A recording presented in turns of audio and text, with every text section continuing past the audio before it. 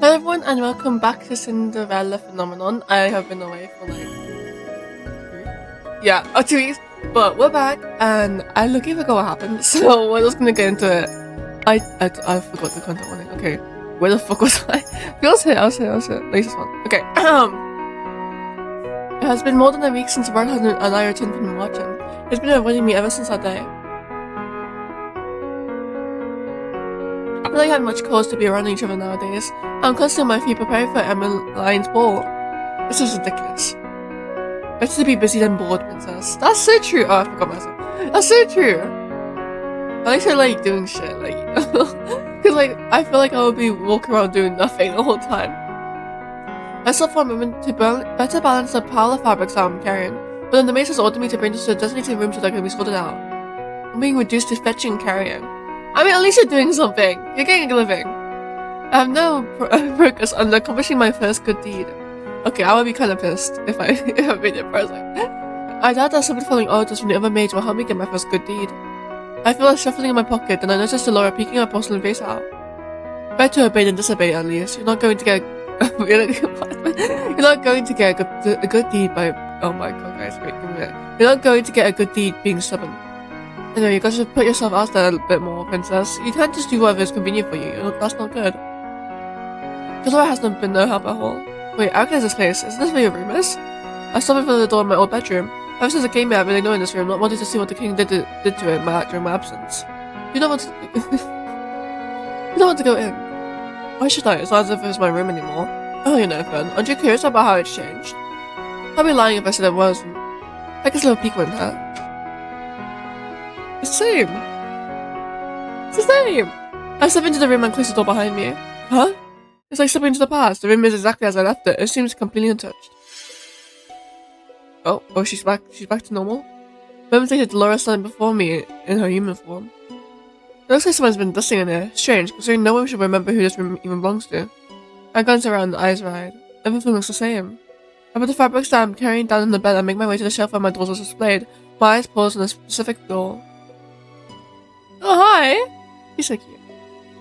This one was not here before. Blue raises an eyebrow. Maybe you just don't remember that one because she wasn't very memorable? We do have a lot of dolls after all. No, I know each of my dolls by name. This one is definitely new. It looks very similar to the dolls I saw at Vicarious shop.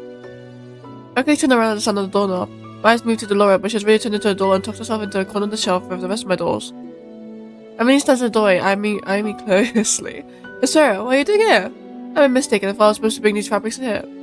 Oh, she doesn't see through my lie. Emily shakes her head, smiling. It's not your fault, Prospero. You're still getting used to the palace and its many rooms. I got lost here all the oh my god! I got lost here all the time when I first arrived too. This room is very interesting though. Father expressly ordered that it be clean but otherwise undisturbed. Why would he say that? I don't say right, but apparently this room is very special to him. It belonged to someone he cherished. Cherished? What a joke. So I couldn't help but feel hope by her suggestion. I don't think if I would like either of us being in here, we should leave soon. I only put here to put a ribbon on one of the dolls. One of the dolls? Yes, I put one of my dolls here. He walks past me to pick up the ball I didn't recognize.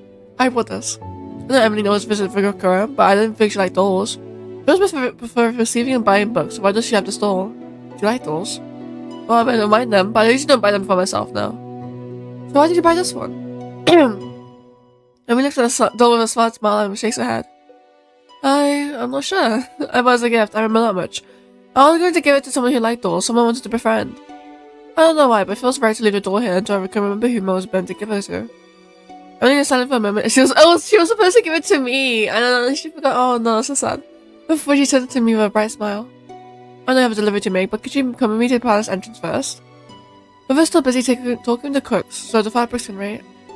Cooks? I don't know why I read it like cooks. I was not the urge to glare at her.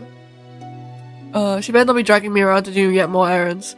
I'm expecting a delivery and I might need help. I thought so. I have no choice but to nod. Of course. I urgently follow Emily toward the entrance, and there I see a delivery carriage and a familiar person stands beside it. Rikura. I don't know how to pronounce her name. Is it like Rika? Rika? I turn my attention away to the guy the number of boxes on the back of the carriage. I'll no doubt have to help them carry them inside. How are the preparations for the ball coming? Emily's smile seems forced at first, but then eases to something softer.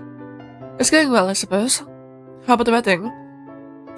Decimate, oh my god, the names are confusing. And I have finally finalized the date. It'll be 2 days after your ball. Ooh, I can't wait to see you in your red dress.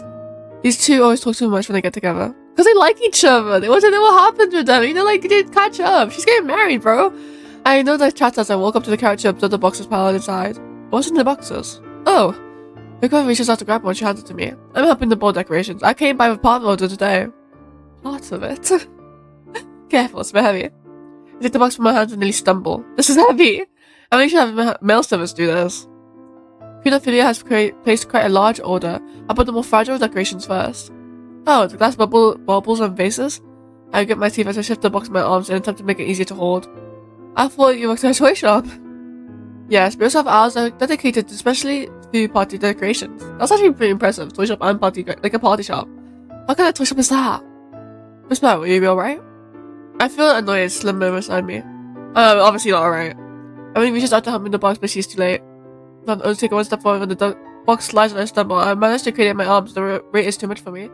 When I hit the ground, I feel stronger arms around my waist, pulling me back upright. The box is taken from me. Oh, hi. What's up, dude? I totally wasn't feeling like that. I could have done that. I'm so strong I could have done that. To be honest, I'm like really weak. I'm like, it wouldn't work. Sorry. My heart and mind are racing and for a moment I cannot comprehend what just happened. I can't read. Oh, you right? Rod. I got so silent shocked to see Rod's like there. Yeah, why the fuck are you here? The expression on his face gives nothing away, but with a close distance I can see some flicker of emotion in his bright eyes. Concerned? I am. Despair. I'm so sorry, are you okay? I'm concerned that your sister will be concerned because I'm okay. I'm fine. My pushes past me and I stumble forward, almost tripping on the ground. He raises an eyebrow at me. Know your limits, Prospero. What the fuck did I do? You can't even carry a twink! Okay, but anger begins to bubble up in my chest. Oh, okay. Just stay silent, Loki. I'm just like, okay, I accept. Okay, just whatever. I clench my fist and take a deep breath to try and calm myself. I'll not stoop to this level. He's the one being cruel here, not me. You should have stubbornly tried to carry something that was too heavy for you.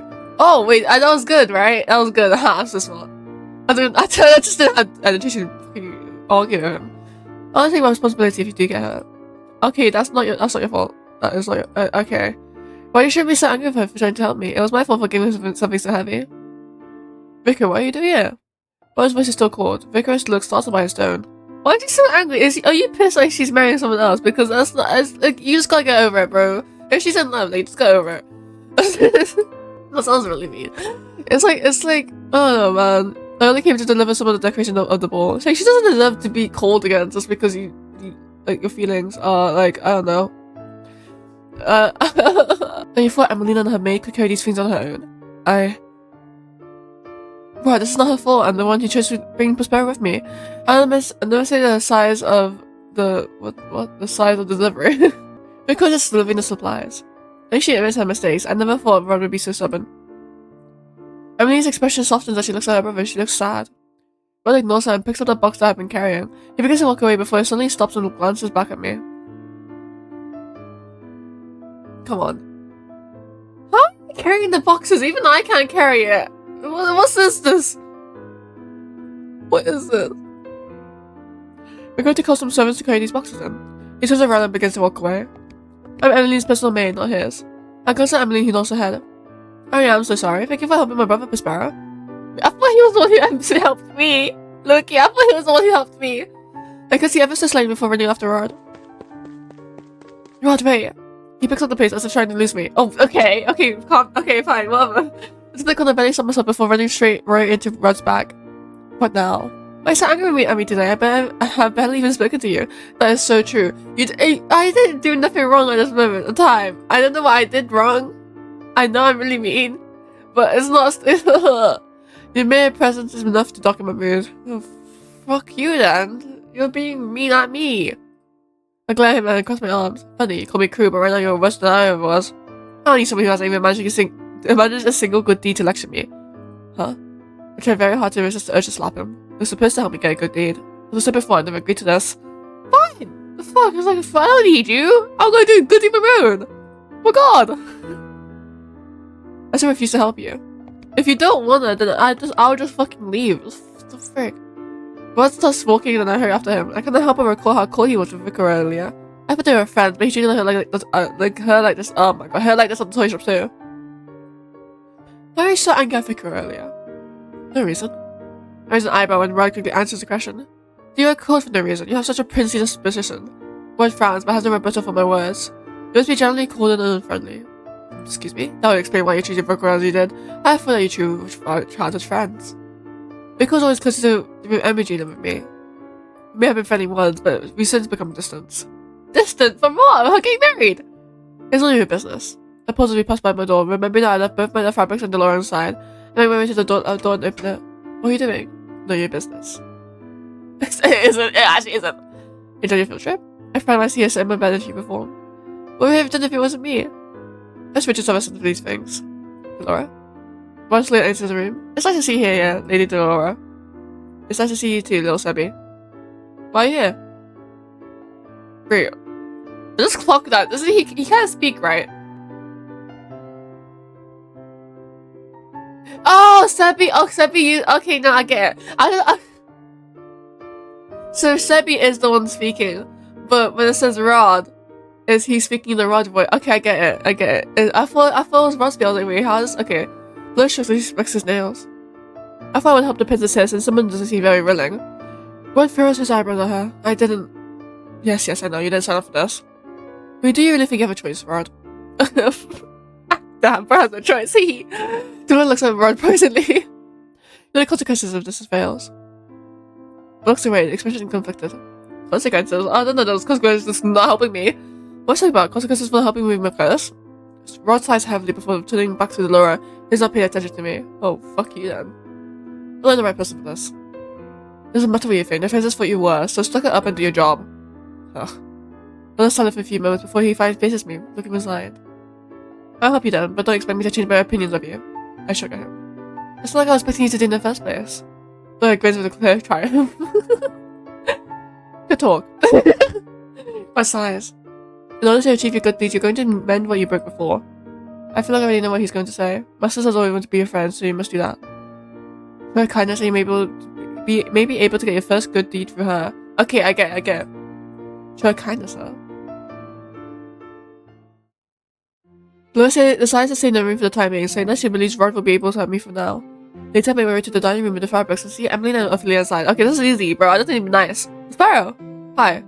See you found the fabric. Thank you. I feel like it takes the topmost sample of fabric and begins to inspect it as Emily walks up to me. Where's Rod? He returned to his studies. Alright, has history lesson today. I have to finish my history homework, which is due tomorrow. It's so real. As Emily musings out loud, I ponder what Rod told me earlier. Must become Emily's friend. Was that really a good deed? I mean, you're fixing what is broken, so yeah, it's a good deed. And I mean, if it's not a good deed, then you get a friend out of it, so... I prepared to send the servants out before he went back to his room. By the time that Vicar and I had already called on guards to bring the boxes inside. We decided to start his lessons earlier so that he can make Rodent's lesson this evening. This lesson. Father wanted to hire the best dancer instructor in Angielle, but I honestly feel more comfortable with Rod teaching me. He's a good dancer, so Father learned it. That's a surprise that no Rod could dance. Oh, I can dance. Totally. I'll help you. For real. He said before singing, but then... Oh, that's really sad. If they chose love, I know she's talking about the Fairytale Curse, but I did not expect her to divert such information to make myself. He decided to focus on dancing the past few minutes. Okay. I feel like glances down on the fabrics, and then looks up and smiles at me. But would you mind helping me with this? I mean, if I didn't know about the Fairytale Curse, I would assume that he got into like an accident or something that made him make mute. Like that's what I would assume, because if I didn't know he was cursed. Emily walked over to the fabrics and Ophelia wants me to look through.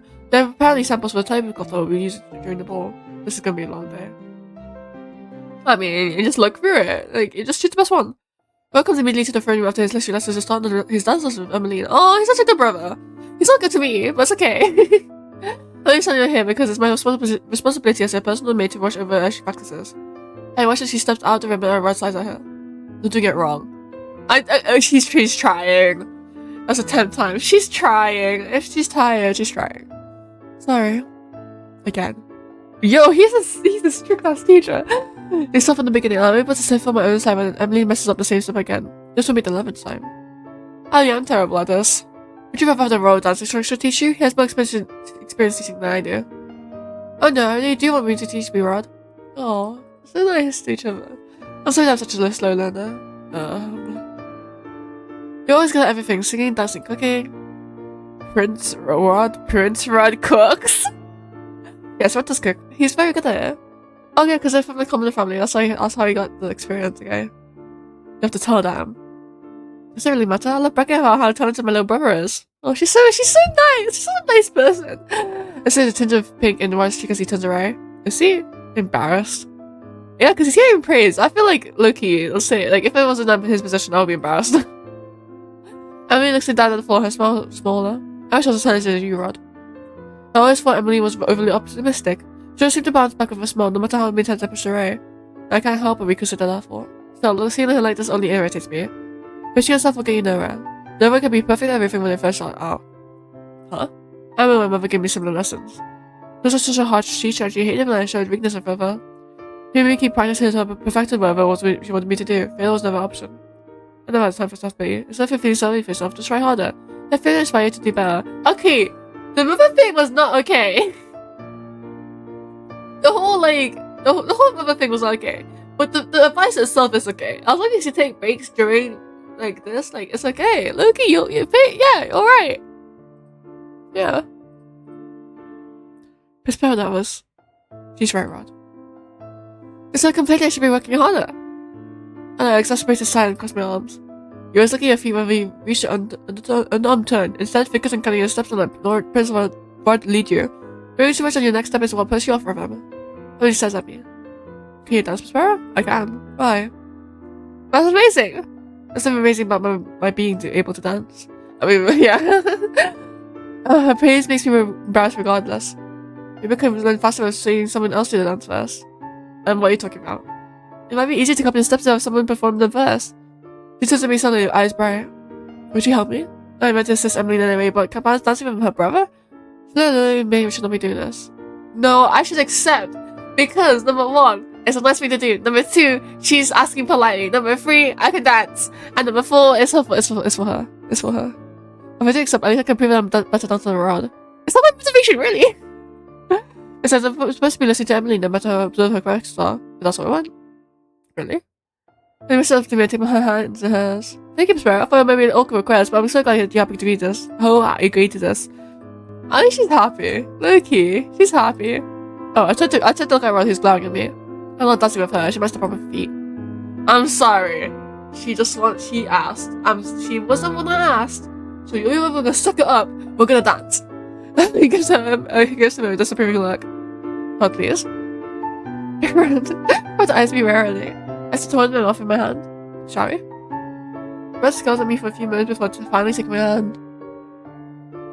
Oh, we're dancing! I love the CGs. I just love CGs in games. It's so cool. I place my hand. Oh fuck! Let me just. Okay. I put my hand on his shoulder and places his hand on the small of my back. Rod looks at me but quickly averts his gaze. Is this? I don't know if the music's okay. Okay, I don't know. Is something wrong? Exactly. I don't think I've ever had a dance with you as well. Neither did I. He looks at me again. This time he had an uncomfortable scowl on his face. Oh, sorry, dude. He's not the only one. He's not the only uncomfortable one here. We must start dancing and eventually start counting the steps. It's been a long time since I danced with anyone, but the steps come to me naturally. The dance is very simple. Rather than my stuff, I cannot help but notice his careful footwork. I really really is a pretty decent dancer. Oh my god. Of course I've never openly admit that. When we stop, I hear Emily clapping her hands and she looks at the both of us. No. Really are a good dancer. Thank you so much for showing me the steps. Now I know for sure what to do during that part. I just shook at her before stepping back to the corner. Emily takes a position for her once more. This time she has a bright smile on her face. I can't believe something as simple as that made her so happy. It was so worth it. It's so worth it. At the end of the day, Emily has managed to do the steps correctly. She tells me how grateful she is for the help. After practice, I returned to my room and recited to bed. I think about how happy Emily was. How can such small things make a person so happy? She's a happy person. You said that rhythm again, Prospero. Remember, this is really hard. My princess never complains. You must perfect this once tomorrow, otherwise I'll allow you to play with the yours for the day. Oh my god. But if you have it's time for objectives, you have time to push yourself harder. Now, once again from the top. So the phenomenon, we got a Rod CG? The funny things are uneventful. Emily continues her dance lessons with Rod. Her sister is still far from perfect, but I can touch that she's improved since my demonstration with Rod. Remember, why still chooses to ignore me most of the time? No, I noticed he is less cold than usual. Oh, because okay, thanks, dude. This is fuck you. I still snap at me for no good reason anymore. Though Dolores no longer assisting me, she insists on staying in my room more often. She said there's something important she wants to investigate, and I can't even guess what that might be. I'm not having her around anyway. Her constant chattering makes it difficult to focus on anything. Right now, I'm still figuring out how I can achieve my first good deed. Once 3 months have passed since our first curse, but I have yet to complete my first good deed. I have to do 3! Dude, are you serious? This is my first as I head back to the sleeping quarters after dinner that night. Lily excused me long ago. It's just that I got to my own room before she went to hers. I'm walking down the hallway when I've noticed the Rod heading down from the path. Where is he going? I've after him. Are you going to the margin? Rod jumps and turns around. The surprise on his face quickly fades into annoyance. Oh, sorry. Don't do that again. Sorry. I'm sorry. I know, not today. So I came I found out Rod occasionally sneaks out of the palace that night through the secret passway to go to margin. Even though I'm so confused as why he goes there, he said before they had given up on breaking his curse. It makes me wonder why he still visits. This makes me wonder why he would refuse to break his curse in the first place. Is he keeping the way he is, or is the curse just really difficult to break? Why were you cursed, Rod? I'm not answering that question. Why? Can I help you break a curse if you refuse to tell me anything? Alright, so No, I don't know if it's because some witches will just curse you for like no good reason. Because Laura's a good witch, and she said, she cursed me for good reason, but I don't know if a witch cursed her for good reason. I told you before that I didn't need your help. I chose you as my partner. You help me, I help you. It's highly likely that breaking Rod's curse will also count as a good deed. Rod's cursing me across his arms. I'm afraid this is how this works at all. So our first excuse me from coming back from retort. We both turned to see Sir Alacaster approaching us. Prince Rod, good evening. Good evening, Sir Alacaster. Sir Alacaster turns to me and raises an eyebrow. Should you be attending to Princess Emily? Rod silenced me with a look. He moves his hand in front of me, shielding me from Sir Alacaster's gaze. We're just about to go to her. Let's go, Prospero. Oh, sorry. What are you going? Rod strides away and I quickly curtsy to Sir Alacaster before following after Rod. I could have just easily said, like, oh, I've been domestic for the day. I'm like, thingy. I don't know. I could still feel Sir Alacaster's eyes on my back as I walk away. I tried my best to suppress a shudder. But I walk through the hallway in silence. We both stop in our tracks when we hear chatting with Silverette. I kind of realize that the sound has been coming from the side of the doors are slightly open. Landing hall? Oh no! That's Emily's voice. I don't see Emily when we enter the room, but there is a dithering array of cutlery set on the table. Emmeline? Emily surprises us both by crawling out from beneath the table. She fastens an embarrassed smile as she gets to her feet, holding several forks and knives in her hands. What are you doing here? You should be getting ready for bed. Sorry. I had something around the table. I've got practice before I sleep today. Aww. I know it's been an incredibly long day for her and she's still doing this. Watch as Emily puts the cutlery back in the table in the wrong places. You need to rest, Em. I'll have to practice replacement one last time. She smells at him before returning to the table. I don't know why a person would need so much cutlery. 1 fork, 1 spoon, and 1 knife should be enough for any meal. I mean, I would argue a fork is a knife for any meal. Like, Loki, I think a fork would be pretty much enough. I mean, I guess for steak, no, you could just bite the steak. Loki, I think fork is enough.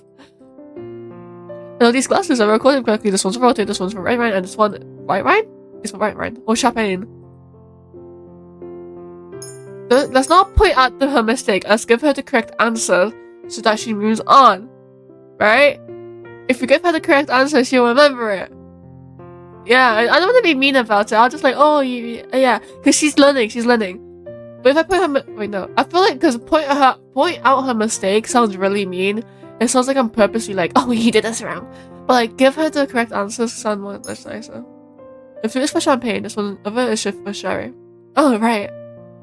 But there are 2 more. The other is for juice, and the other glass is for dessert wine. Dessert wine glasses only be used during the dessert course. Juice glass is only used when juice is being served as a course. I'm right in this place next to the water goblet. I see Rod staring at me out of the corner of her eye, and his lips twitch before he turns back to his sister. He looked like he was about to smile. Okay. Then what are these for? Oh, yeah, see, I did the correct option, guys. Hehe. Emily points out the groups of forks in front of her. Use those every day, Your Highness. You should know the answer. Emily points out that she rattles off names. Dinner fork, fish fork, salad. Correct. You know so much about etiquette too. You're really encouraging with Prospero. You make a better nobleman than I do. That's so sad. Thank you. If I told her if I was a noble, even if I told her if I was noble, as long as she would believe me. I'll just read a lot about these things. Read know enough to put them into practice. That's amazing. Especially since you haven't been for us so long. Right, Rod? Sorry, I can't read. Rod shrugs. He does not. It's much of my surprise to disagree. Perhaps you should be my teacher, Prospero. I can learn so quickly from you. Really quickly straightens out the cutlery. You should accept because that's a good deed. Now I think about it, I come to realize that Emily is much more than she appeared to be. It's probably because I'm forced to spend so much time with her as a maid. She's different. She is flawed and not as conceited and more humble than I originally thought. Maybe I should try lending her a hand. I might be one of your tutors, but if you need help with your lessons, just ask me and I'll do what I can for you. Sparrow? I can never he's once again very like expression of surprise. I shift my attention to Emily once again. You only have 1 month left to prepare, and as a personal maid, I feel it's my responsibility to help you in whatever ways I can. Sparrow? Emily wipes her eyes with the back of her hand, and that's when I notice something glistening on her cheeks. Is she crying? Oh, sorry. Oh, I didn't know why you're crying. I'm sorry. You're quite extremely kind, Sparrow. Thank you. I'll definitely take you up on that after. After? After? I'm gonna say after. I'm still looking at Emily, my crash of faint glow coming from the pins on my chest. Let's go. Let's go. Huh? I'm so fucking smart. What just happened? Oh, a pretty necklace you have, Sparrow. Thank you. Anyway, for now, I think both of us would benefit from some sleep.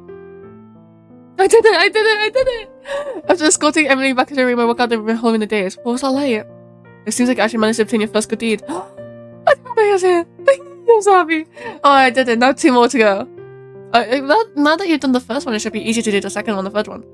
I've done the pen with the sunshine, I see. You did it! It's there! A piece of glass slipper? I gingerly touched a new piece I've been hanging next to my existing glass slipper pendant. It is real. Not too bad after all. Did he just compliment me? Thanks, dude. Hell yeah! Thumbs up emoji! What? Buttons array. Nothing. Okay, you can't just say that. Okay, that. Okay, you can't just say that. I'm like... Okay. Okay, so this game has... Okay, nothing. So each character has a good and bad ending. So I feel like I'm just gonna get the... Well, good of ending, I get the opposite ending. Okay, he walks away, leaving me alone with my thoughts. Oh, did I get a new chapter? Chapter 5! Secrets! I love the SFX in this game. Good morning, Your Highness. Would you like to play with us? You... want to play with me? Yeah, come play with us. We'll have lots of fun. Well, please, just for a little while. Maybe I can't. Miss Parrot, what are you doing here for the gates? Mother. Good morning, Your Majesty. You were just wondering if the princess wants to come and play with us. No, Princess Lucette does not want to play with you. But Mother, I do. Oh my god, you can't speak for me. Mother, I don't chatter. We must go. It's almost time for your dance lessons. But, Miss Parrot, do not make me repeat myself. Yes, Mother. Dude, that's so assholey. It's so dawn when I wake up. As much as I want to continue sleeping, I have no choice but to get up and prepare for the day. Oh, why is the music so much louder? Alright, slow it a little bit. Last thing I need is an annoying lecture from the head maid. I've become almost accustomed to waking up this early if I do not enjoy it. As soon as my preparations are made, I begin to make my way towards Emmeline's room, since she wake early. About halfway there when I hear familiar voices, standing far ahead of me are Sir Alicus and Sir Mithras. Are you sure this is going to work? Oh, this sounds shifty. You sound shifty as fuck. Why does this guy have something like the cherubim symbol? Like the crystal symbol? Why does he have so much of that? Ah, this guy's suspicious. I don't like the way he's looking at me. Have a little faith in me, my friend. Friends? We're not friends. Sir Alicus narrowed his eyes and turned abruptly to look at me. Ah, Miss Parrot, was it? Sir Mithras, Sir Alicus. Have you been eavesdropping, child? He has no reason to anger with me. If they're talking about something confidential, they should not be openly talking in the hallway. I'm on my way to Princess Emily's room, sir. This is why I'm here. I quickly look at Mr. Alicus, who looks like he's about to pop a vein. I'm gonna help us be satisfied at that direction. Just a few steps, he's suddenly looming over me. Huh? Mr. Alicus looks so angry before. What is going on? Will's now walking towards us with a scowl on his face. Sir Alicus notices this and quickly steps back. There's this little misunderstanding, Your Highness. Red glances at me, his eyes narrowing. Great, I'm sure he's going to blame me for this too, even though I did nothing. Oh, hi. Say, what? The CG is so cute. Oh, I love this hairstyle. It's so unique because like the one-sided thing. I could not do that in real life, Loki, because my hair's too short for that. Look, like, can you see? Like, my hair's about this length, yeah. how am I supposed to gather into a ponytail and to the side? I can't. It's not possible. Question my side, Rod puts himself between me and Sir Alcester. Oh, you're right, Prospero. He is worried about me. I slowly nod. Rod turns back to Sir Alcester and Sir Mephoros. If there has been any business with Prospero, I'll be taking her with me. He's actually this shit. What the fuck? Hermione's already waiting for her. Sir Alcester stares at me for a few minutes before bowing down to Rod. Of course, Your Highness. Thank you. Rod turns to me again, his expression solemn. Sorry? Okay. He walks off before waiting for my reply. I look back at Sir Alcester and Sir Mephoros one last time before chasing after him. The both of us spend the next few minutes walking in silence. Rod has not said a thing since my encounter with Sir Mephoros and Sir Alcester. Are you okay? I'm fine, thank you. What? I asked me that before. Is you really that worried?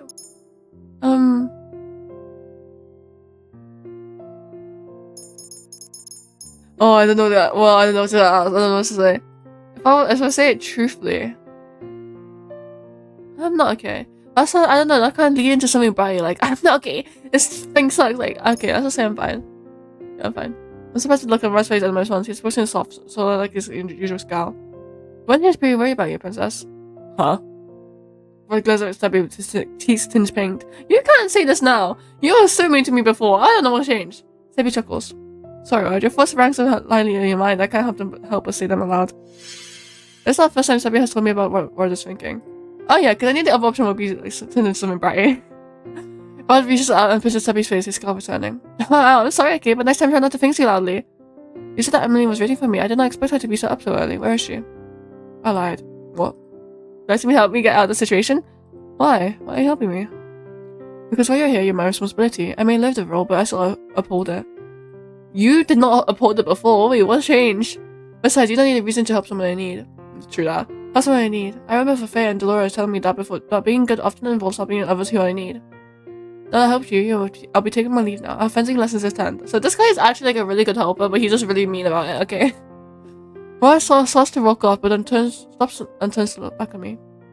Don't get yourself into more trouble. I won't be here all the time to save you. Sorry. I mean, it wasn't even my fault. I was walking. What do you mean? I don't know how I could have like avoided that. I got him to cross my arms. I'm not some dumb with stress, Your Highness. I did not need your help. Rod snores before turning away from me and walking away.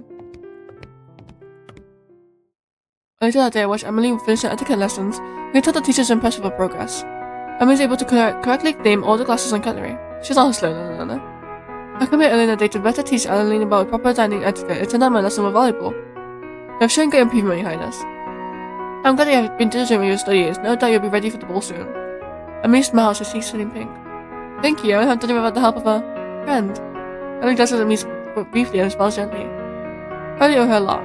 Oh, that's so nice. That is so wonderful. I'm glad you have such a dedicated friend, Your Highness. Friend? Is that really what I am to her? But princesses know how maids are friends. Or does not mingle with commoners, especially not servants. Mother had told me about before. Emily does not treat me as a maid, but she cannot possibly think of me as a friend.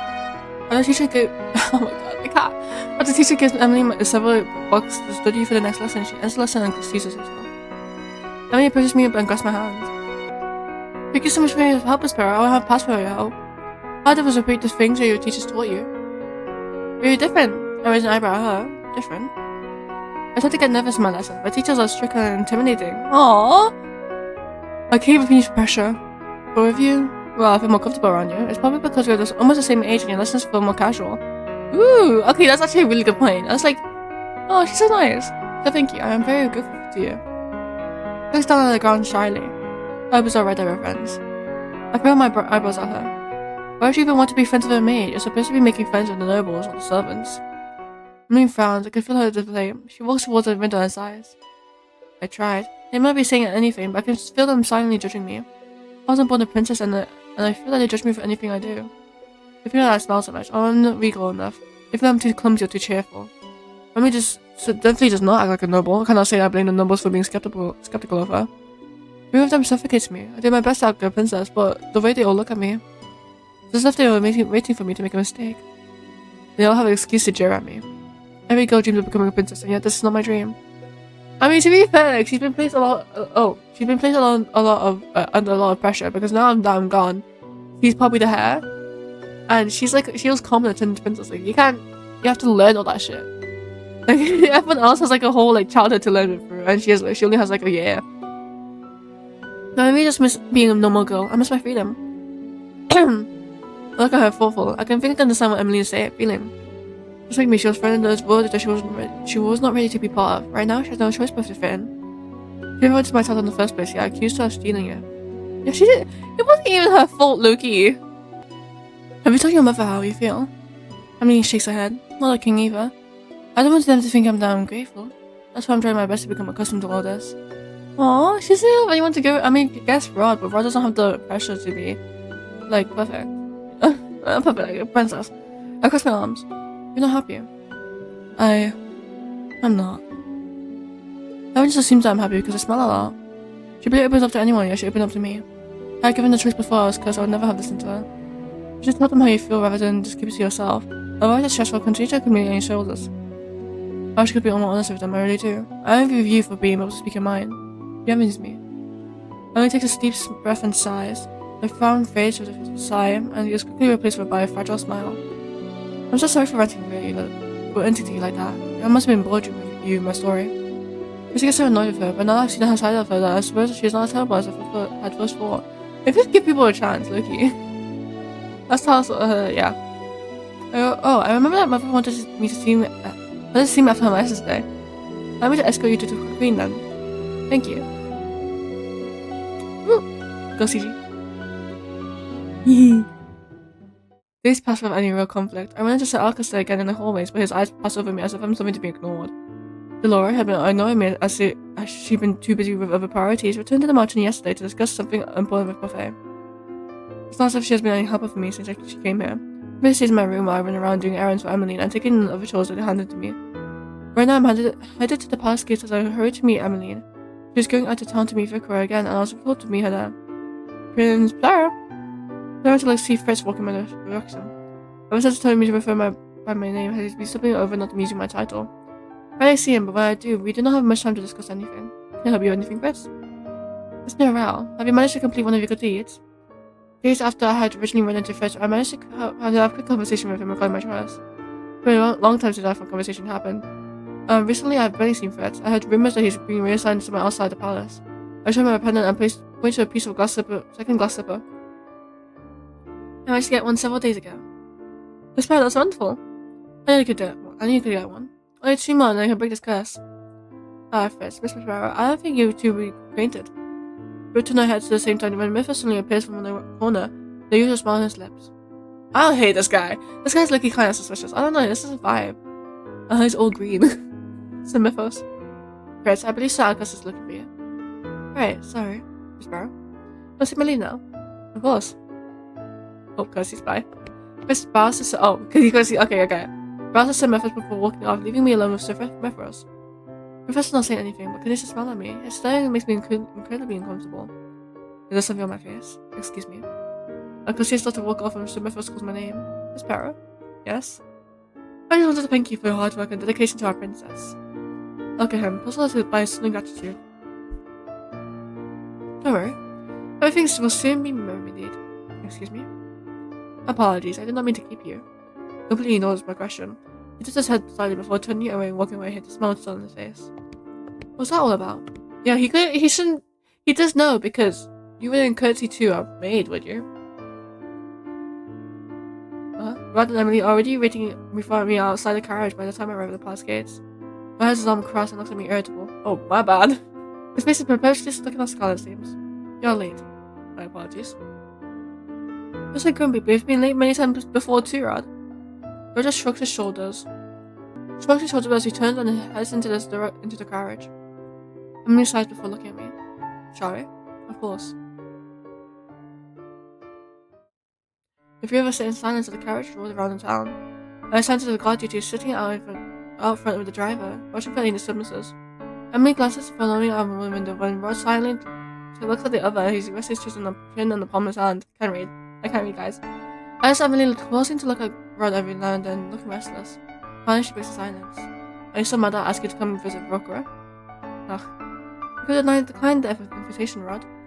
If you only were happy what happened between the two of you, I would do my best to remedy the situation. Oh no, he's not telling anyone. Ron notices me looking at him and scowls. He returns his mini gaze to the window.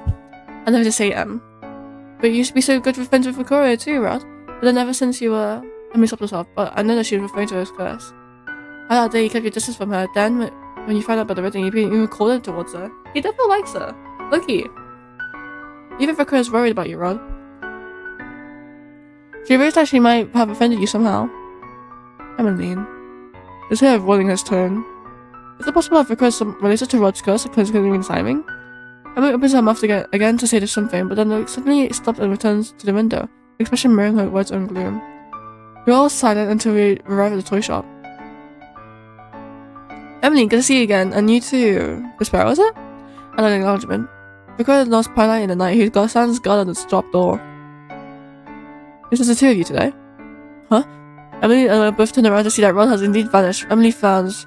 We're looking both bewildered and disappointed. He's right behind us. I'll go look for him. Thank you, Sparrow. Alright, what's up with this guy? Just like I expected, Ron is leaning against the wall of the alley just outside the toy shop.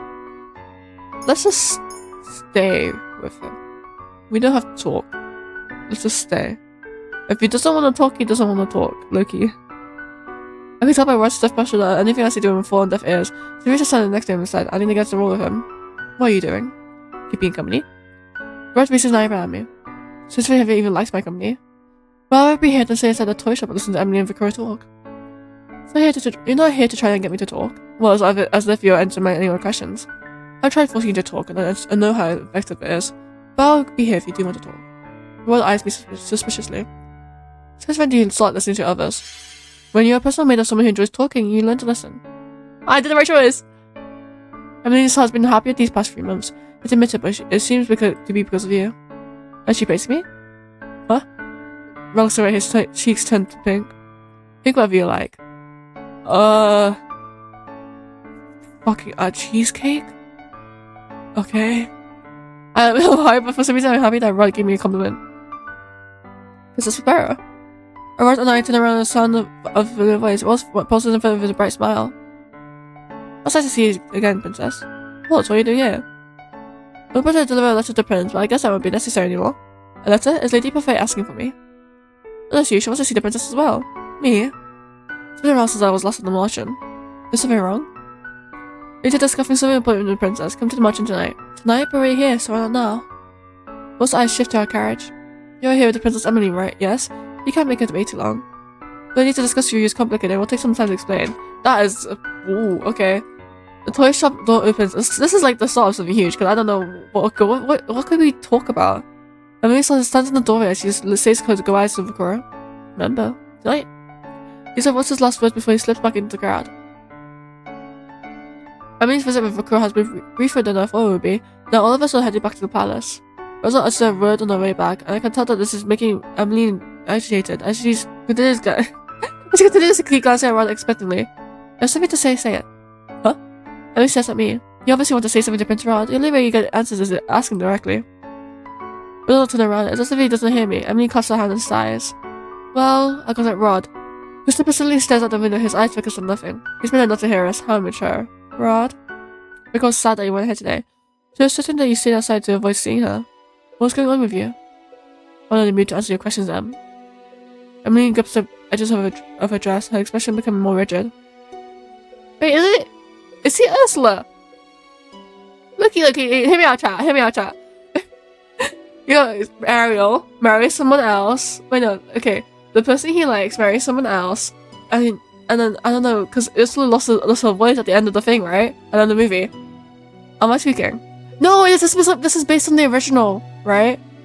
I don't know. Maybe I'm tweaking. Emily grips on the edges of her dress, her expression became more rigid. Been keeping secrets from us ever since you were cursed. We don't even know why you were cursed and how to help you break it. Wait, the rest of the family doesn't know about the circumstances of Red's curse? I thought that he told them everything, but all they know that he's cursed. Our family was supposed to help each other through problems. Like, you know in the original Ariel when she sews up her legs together in order to become a mermaid again? Maybe that has something to do with it? I don't know if they're using the old, like, Grimm fairy tales. Or, like, the new Disney ones. Like, I don't know. But Loki will just find out. Emily's hands are shaking as she gazes at her brother. The carriage stops, and as soon as the servants open the door, Emmeline quickly steps out and rushes back to the palace. Rod rushes her go quietly, though his eyebrows are furrowed and he looks guilty. I suddenly shake my head at him before running after Emmeline. Emmeline stands in the hall with her hands to her chest. She breathes slowly in and out as if on the verge of tears. When she doesn't be behind her, she turns and rubs her eyes with the back of her hand. I'm sorry for stumbling off like that. I was just very frustrated at Rod. That's just something I shouldn't have back there. If anyone else found out about this, they won't. You should go safe with me. Emmeline flashes me a grateful smile before looking at the sky. When Rod is running down the hallway, the next he has stopped in front of us and trying to catch his breath. I'm sorry. I'm sorry too, Rod, but right now I'd like to be alone. Huh? Of course. I'm sorry, Miss Barrow, but could you leave now? Oh, bye. She's even waiting for my answer before walking away, leaving me alone with Rod. You made her cry, Rod. I'm fully aware of that. Why are you hiding your curse from your family? You wouldn't understand. I'm doing this to protect them. Protect them? Rod silently shakes his head. They wouldn't understand. They wouldn't understand because you didn't give them a chance to understand. That's crazy. There's the last ominous words Rod speaks before rushing off, leaving me hole in the hole. What happened to him? No one's killing me anything. The hallways are silent at that time of night, and almost everyone in the palace prepares for bed. I know my way to our meeting place.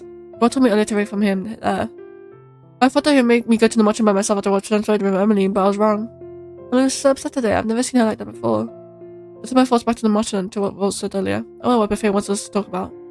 I felt my heart beating erratically against my chest. I feel like something bad is about to happen. My eyes have been standing in the open for a while. Perhaps I should move. People might find my standing here suspicious. I was walking again, and I'm surprised when I had close around my wrist and put me into darkness. My mouth behind muffled a scream. Shh! Rod? Rod's face is icy, and he speaks quietly. I can feel just anger shimmering underneath his words. Well, someone saw you standing there. Have you ever thought about how they might get suspicious? Huh? It's turned this accusatory for that, but maybe I can't find my voice. But he is right, I should be more careful. Sorry. What's doesn't be surprised? What?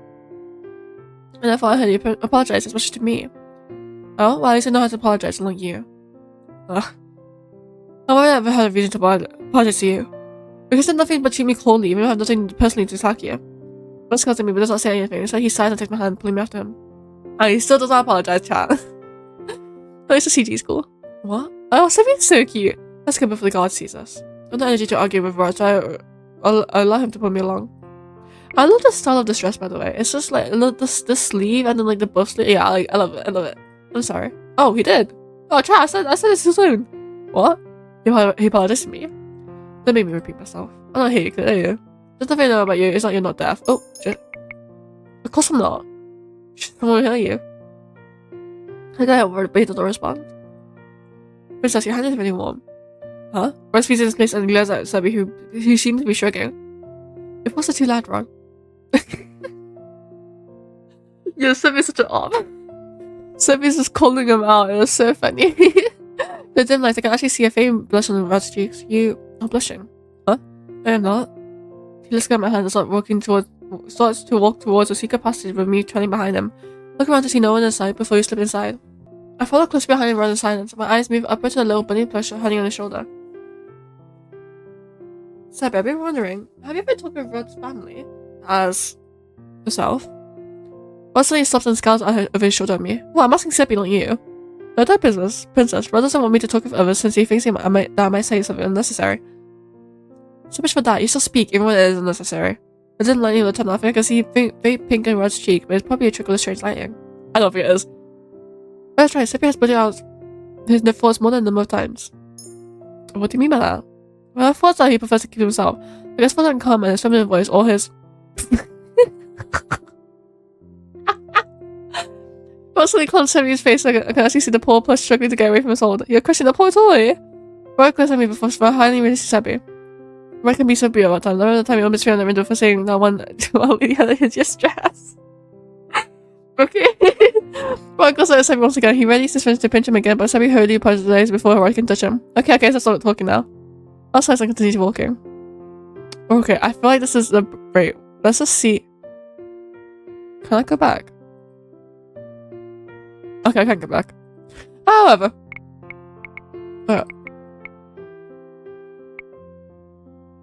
Oh, I can't go back. Okay, let's skip to the... Well, have you ever spoken to Emily since that earlier incident? No. Especially I was asking him again about his curse. I doubt he'll divulge anything right now. I decided to keep my thoughts to myself as I head to the margin. When we arrived at the margin, Parfait and Delora are there to welcome us. The others however are nowhere in sight. Oh, it's been a while, Princess. Thank you for bringing her here safely, Prince Rod. Where's everyone? They're resting in our rooms now. It also nice to say that they'll be here for what Delora and I want to discuss with you. Ooh, this is important. I hope you stay in the tavern then. I was about to head to the tavern when Delora stops him. You don't have to leave. What are you going to say involves you too, so you stay in the palace as well. Will looks at her curiously, but asked no questions. Parfait and Delora gesture us to over the settee where we all take our seats. Is this something Ron and I must know because we're in a palace? I have a bad feeling about this. I have a bad feeling too. Before I like to start, I'd like to congratulate you on your first good deed, Princess. Delora told me all about it, and I can see the extra piece of extra necklace as well. Her face smiles at me, her eyes filled with pride. Her faith in me rekindles with the dazzling confidence I had. If only I could see how happy Delora was when she announced it to us. You have to go into specifics. I can't see it. Okay. Oh, are you embarrassed, Delora? She smiled at Delora teasingly before turning back to me. Anyway, I know you can do it, Princess. Only 2 more to go and you can break your curse. Anyway, yeah, keep up the good work, Princess. And you too, Rod. Ah. So, what does anyone want to discuss with us? I conducted a little investigation while I was with Princess Palace, and I found something important. Something important? I discovered that there's a witch in the palace. Okay. It's a witch in the palace. Are they like working there? Are they in the stowaway? What are they? A witch? In the palace? I felt such a magic while I was there. I was faint, but definitely not. I don't remember feeling it before when I was there. She told me, Princess. Oh, sorry. What are you holding? It seems like Rich is using glamour to hide himself or herself from us. A glamour is a magic that only can be experienced with Rich's cast, which means that Rich we're dealing with is no ordinary Rich, but the potential to be very powerful. But what would Rich be doing in the palace in the first place? This Rich could be after the king, but what? Parfait and Delora glanced at each other, looking conflicted. It's Parfait who faces me first, her expression grave. I think there's other possibility you must make you aware of, Princess. And in order to further explain it, I must give you the truth. Huh? You did not tell me the truth before? Hello? Oh. Chapter 6. Moving closer, I think that says?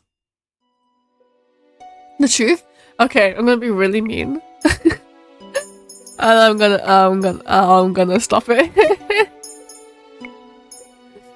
I am gonna stop it here. I'm so sorry. I don't actually know what these are supposed to be. Wait, this is him. Is this Little Red Riding Hood, really? Whatever. Okay, that was Cinderella Phenomenon and Rod's Route, everyone. Thank you all for watching. I think this was part 3. Yeah, it was part 3. Yeah. I don't know. Okay, so what we know so far is there's a witch in the castle. And they're really powerful. I'm kind of scared. I mean, it could be that one guy, because this guy has like this symbol on his chest. You know, the green guy. So Mithras, I think his name was. Yeah, Mithras. Yeah, I feel like it could be him because he's just suspicious. I mean, it could be Sir Alacaster too, but I don't think Sir Alacaster is the type to be like a witch. He's more of a like a hands-on light guy. Yeah, but Sir Mithras seems like a caster's guy. You know, if he was playing D&D, his class would be like wizard. So, you know, I don't know. Actually, I don't know how to play D&D. I don't know the classes in D&D. Is it wizard or like sorcerer? I don't know. But yeah, that's what he would be like. This was another phenomenon, everyone. I don't know. Okay, I think I have some. I don't know. I still have no idea how to break Rod's curse, but I don't think that's my problem. Yeah, let's just see where this goes, and hopefully you have a good time. So, say goodbye. Say goodbye to me, and goodbye.